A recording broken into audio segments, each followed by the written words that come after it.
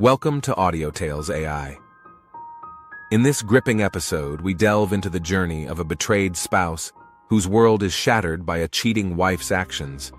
Join us as we uncover the twists and turns of a tale where pleas for mercy go unanswered and revenge takes center stage.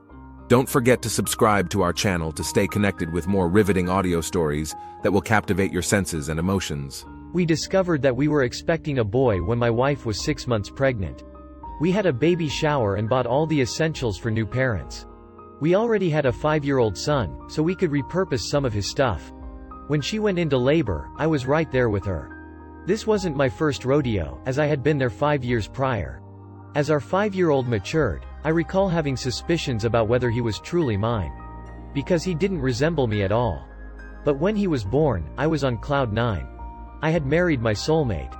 I'm 29 and she's 27.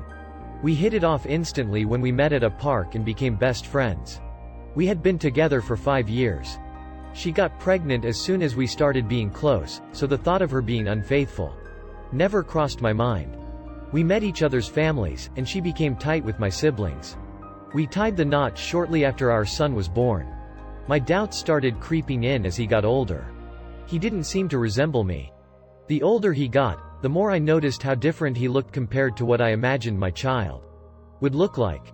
I had nieces and nephews, as did my wife, and I had spent time with them. My son didn't bear any resemblance to anyone from my family. His facial features were distinct, not what I'd expect from either my side or my wife's lineage. It wasn't glaring enough to send me into a frenzy or make me paranoid, but it was my wife's actions that really started to ring alarm bells. Her whereabouts often didn't match up with what she told me.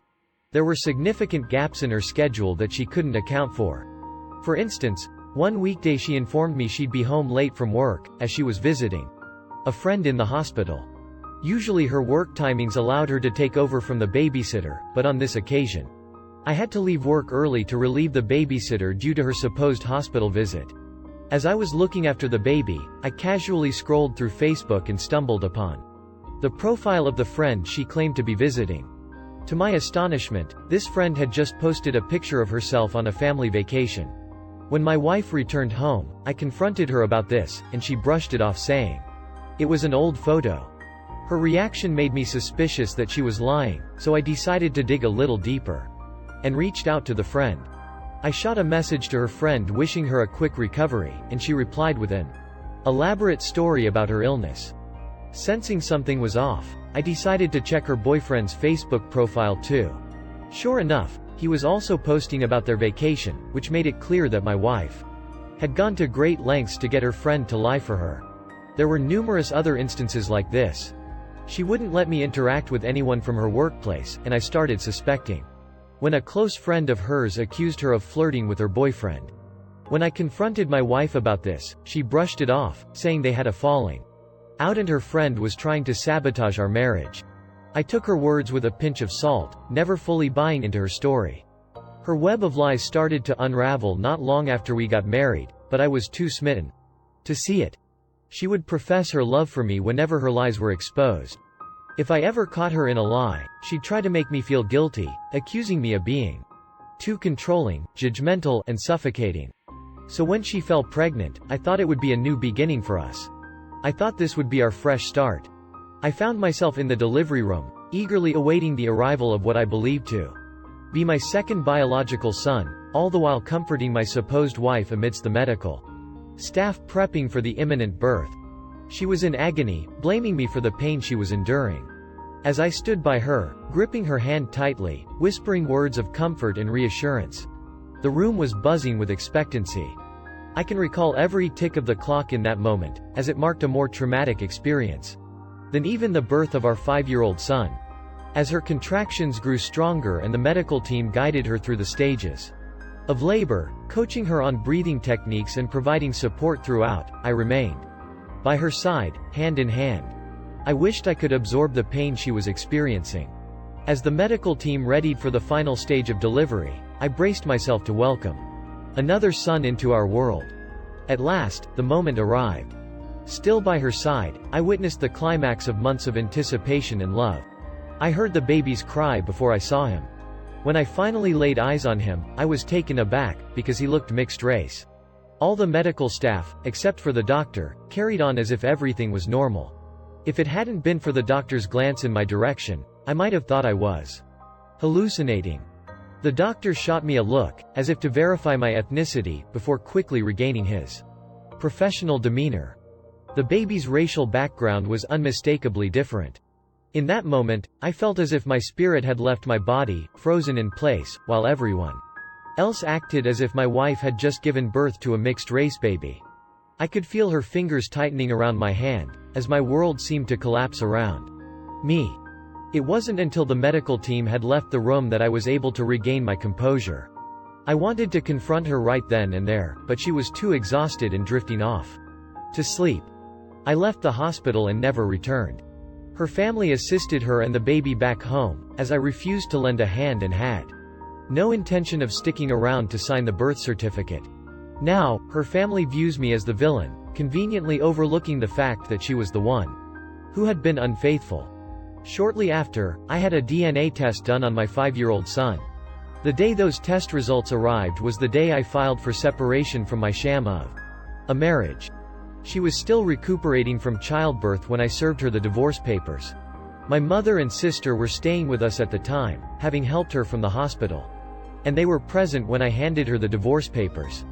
They turned hostile when I served the papers, labeling me a neglectful and irresponsible father. The trio followed me around the house, getting in my personal space, trying to provoke me into a violent reaction. I knew their game plan was to incite me into aggression so they could call the police and use it against me during the divorce proceedings. I didn't fall for their trap. Up until that point, I had been a dedicated father to her son. I loved him wholeheartedly and put more effort into being the father he deserved than she ever did. Now, though, when I look at him, I'm filled with resentment. Resentment towards the woman I spent 5 years with, and resentment towards myself for not trusting my gut instincts. I feel like I've squandered 5 years of my life. Everything I've worked for is gone, and the emotional impact is even more devastating. I've been labeled a monster by several people for abandoning my son like that. I essentially left with a few pieces of clothing and took up residence in a long-term stay hotel. I plan to stay there until I find an apartment and move some of my belongings, but I intend to leave all my furniture with her. Furthermore, she had a hand in acquiring some of it. I'd rather she keep it. I don't want any remnants of my past life to remind me of her. Even when I was at the hotel and she had no clue about my whereabouts, she still made several attempts to guilt-trip me into returning to her. She would have our 5-year-old son call me at odd hours of the night, crying and pleading for his dad to come back home, employing all sorts of manipulative strategies to torment me as if she hadn't done enough already. Then she'd turn around and tell me how much harm I'm causing the family. In every conversation where he's mentioned, both online and in person, I'm criticized and shamed. Despite the fact that I'm not the boy's biological father, they say I'm his dad. As if her continuous infidelity throughout our marriage wasn't enough, I ended up distancing myself from most of our mutual friends because she used them to gang up on me. They labeled me a horrible person for abandoning the child like that, as if they expected me to continue being fooled despite the hardship. Thankfully, my parents and siblings stood by me. They assured me that they supported whatever decision I made, especially my parents, because they had formed a bond with her son and often babysat for us. I understand how tough it is for them, but any time spent with him just reminds me of her betrayal and how gullible I was. Regrettably, I've come to understand that my feelings didn't matter to some of our closest friends and family members. They believed I should step up for a child who isn't biologically mine. I get it. The boy is innocent, but so am I. The blame rests with his mother, but no one seems to be holding her responsible. All they focus on is how I'm leaving a son, despite DNA evidence proving he's not mine. I understand that the man he's known as his father his entire life just up and left. Yet, I'm expected to just swallow it and act like everything's okay. Some friends and family tried to guilt-trip me, suggesting that I never truly loved him, or was always looking for an escape route.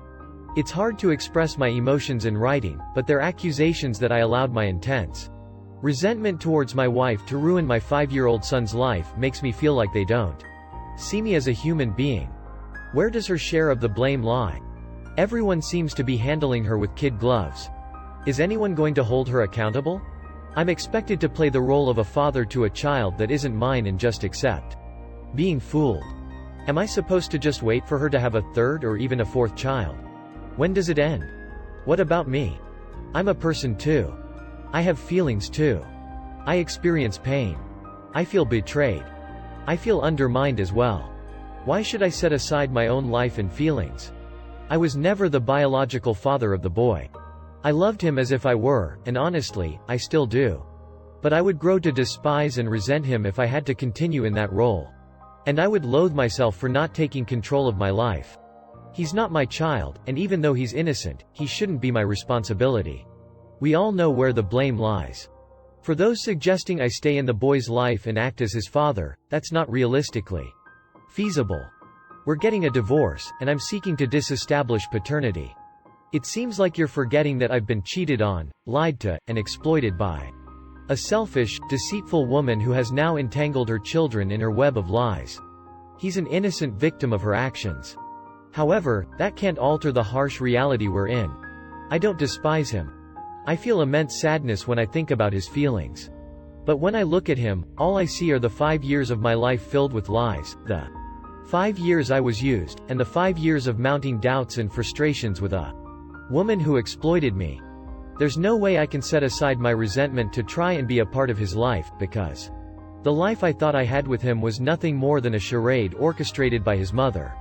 This is the harsh truth I'm grappling with, and I can't in all honesty subject either myself or him to this any longer. She knows who the real father is, so why isn't everyone pushing her to seek him out? Has everyone lost their minds? This isn't easy for me. I can't explain to him why I'm currently seeking to disestablish paternity, because me paying child support as a way to keep me entangled in his life. I don't understand why she doesn't want to find his actual father. She's already told me that she'll fight the divorce and put me on child support. She's putting more effort into battling me to stay in the marriage than she did in being a faithful wife. All she had to do was be loyal to me, and she couldn't even manage that. Now, suddenly, it's all my fault. Now she's alleging that I was offensive throughout our marriage. I told her that if I was indeed offensive, then she should do everything in her power to keep her children away from me. But no. She insists that I remain a part of his life.